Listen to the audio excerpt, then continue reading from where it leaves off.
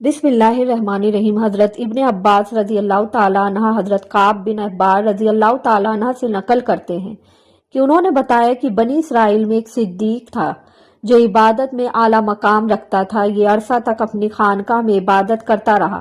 اس کے پاس روزانہ صبح و شام بادشاہ وقت حاضری دیتا تھا اور اس سے پوچھا کرتا تھا کہ آپ کی کوئی ضرورت ہے تو بیان کریں، تو وہ جواب دیتا، اللہ میری ضرورت کو خوب جانتا ہے۔ اللہ تعالیٰ نے اس عابد کی خانقاہ میں انگور کی ایک بیل اگا دی تھی جو ہر روز ایک انگور اگاتی تھی، یعنی ایک انگور لگتا۔ جب اس عابد کو پیاس لگتی تو وہ اپنا ہاتھ آگے بڑھاتا تو پانی ابل پڑتا تھا اور یہ اپنی پیاس کو بجھا لیتا تھا۔ اسی طرح ایک طویل عرصہ گزر گیا۔ ایک مرتبہ اس عابد کے پاس مغرب کے وقت ایک عورت گزری جو نہایت حسین و جمیل تھی۔ اس عورت نے پکار کر کہا، اے اللہ کے بندے، تو اس بزرگ عابد نے کہا، لبیک۔ یہ سن کر وہ عورت کہنے لگی، کیا تمہیں تمہارے رب دیکھ رہا ہے؟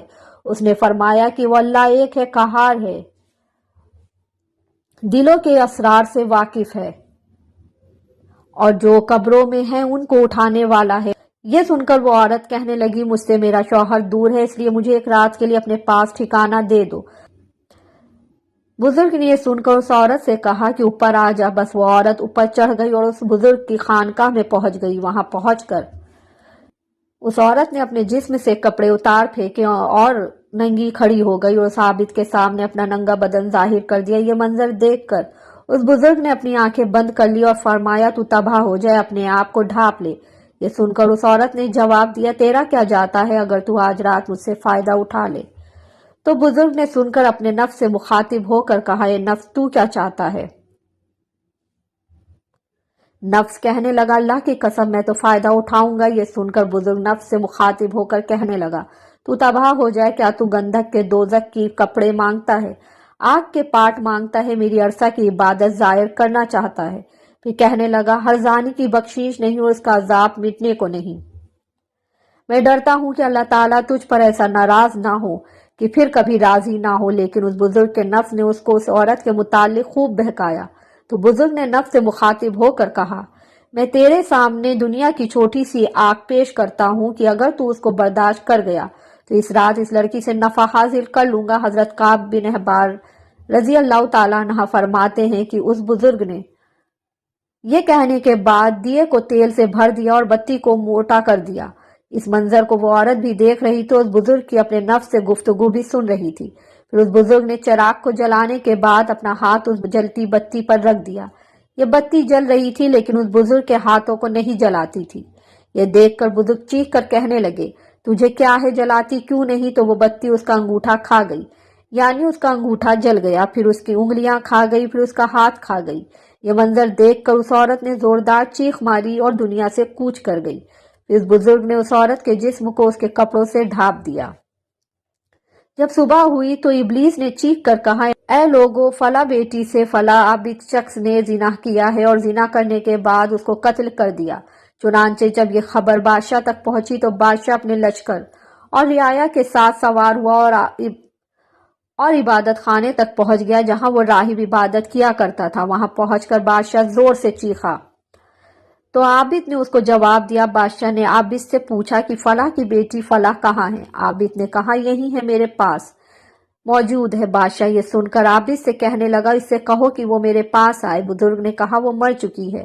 سن کر بادشاہ کہنے لگا، چونکہ وہ زنا کے لیے رضامند نہیں ہوئی، حتیٰ کہ تو نے اس کی جان کو قتل کر دیا جس کو اللہ تعالیٰ نے حرام قرار دیا ہے۔ پھر بادشاہ نے غضبناک ہو کر اس عبادت خانے کو گرا دیا اور عابد کی گردن میں زنجیریں ڈالی اور اسے گھسیٹنے لگا اور عورت کی لاش کو وہاں سے اٹھایا گیا اور اس عبادت خانے کو گرا دیا گیا۔ اس وقت کے لوگوں کا یہ دستور تھا کہ زانی کو آرے کے ساتھ چیر دیا کرتے تھے۔ عابد کا ہاتھ جو رات کے واقعے میں جل گیا تھا اسے عابد نے ہاتھ کی آستین میں چھپایا ہوا تھا اور وہ عابد واقعے کی حقیقت کسی کو نہیں بتا رہا تھا۔ چنانچہ آرے کو عابد کے سر پر رکھا اور چلا دو کا حکم دیا گیا کہ آرا چلا دو۔ چنانچہ حکم ملتے ہی جلادوں نے تعلیم کی اور آرا چلا دیا۔ جب آرا عابد کے دماغ تک پہنچا تو اس کی آہ نکل گئی۔ اللہ تعالیٰ نے جبریل علیہ السلام کی طرف وحی نازل فرمائی کہ اس سے کہو کہ کچھ نہ بولے، میں تیرا صبر دیکھنا چاہتا ہوں۔ اس کے صدمے نے میرے عرش پرداروں کو، میرے آسمان کے مکینوں کو رلا دیا ہے، مجھے میرے غلبے اور جلال کی قسم۔ اگر اس عابد نے دوسری دفعہ آواز نکالی تو میں آسمان کو زمین پر گرا دوں گا۔ چنانچہ اس عابد نے دوسری مرتبہ آہنی نکالی، حتیٰ کہ اس حالت میں اس کا انتقال ہو گیا۔ چنانچہ جب وہ فوت ہو گیا تو اللہ تعالیٰ نے اس مردہ عورت کے جسم میں جو عابد کا عمل دیکھ کر دنیا سے کوچ کر گئی تھی تو اور جان ڈال دی۔ عورت نے لوگوں سے سامنے مخاطب ہو کر کہا کہ اللہ کی قسم، یہ مظلوم ہو کر فوت ہوا ہے، اس نے زنا نہیں کیا تھا اور میں ابھی تک کنواری ہوں۔ اس کے بعد اس عورت نے گزشتہ رات کا سارا واقعہ لوگوں کے سامنے نقل کیا۔ تو یہ سن کر جب لوگوں نے اس کا ہاتھ نکالا تو جیسا لڑکی نے بتایا تھا ویسا ہی جلا ہوا تھا۔ یہ دیکھ کر لوگ کہنے لگے کہ اگر ہمیں علم ہوتا کہ اصل حقیقت کیا ہے تو ہم کبھی بھی اس کے جسم کو نہ چیرتے۔ عابد 2 ٹکڑے ہو کر زمین پر پڑا ہوا تھا اور لڑکی بھی جیسے پہلے مردہ تھی ویسے ہی ہو گئی تھی۔ پھر ان دونوں کو دفنانے کے لیے قبریں کھودی گئیں تو اس میں کستوری اور کافور کی خوشبوئیں مہک رہی تھیں، اور پھر ان کا جنازہ پڑھنے کے لیے ان کی میتوں کو لایا گیا تو ان کو آسمان سے کسی نے منادی کی کہ صبر کرو یہاں تک کہ فرشتے ان کا جنازہ پڑھ لیں۔ اس کے بعد لوگوں نے ان کا جنازہ پڑھا اور دفن کر دیا۔ پھر اللہ تعالیٰ نے ان کی قبر پر چمیلی کو اگایا اور لوگوں نے ان کی قبر پر تختہ دیکھا جس پر لکھا ہوا تھا کہ شروع اللہ کے نام سے جو بڑا مہربان اور نہایت رحم کرنے والا ہے۔ اللہ تعالیٰ کی طرف سے اپنے بندوں اور اپنے ولی کی طرف سے میں نے اپنے عرش کے نیچے ایک منبر لگایا ہوا ہے، اپنے فرشتوں کو گواہ بنایا کہ میں نے جنت الفردوس کی 50,000 عورتوں سے اس ولی کا نکاح کیا، اور میں اپنے فرما برداروں اور مقربین کو ایسے ہی انعام سے نوازا کرتا ہوں۔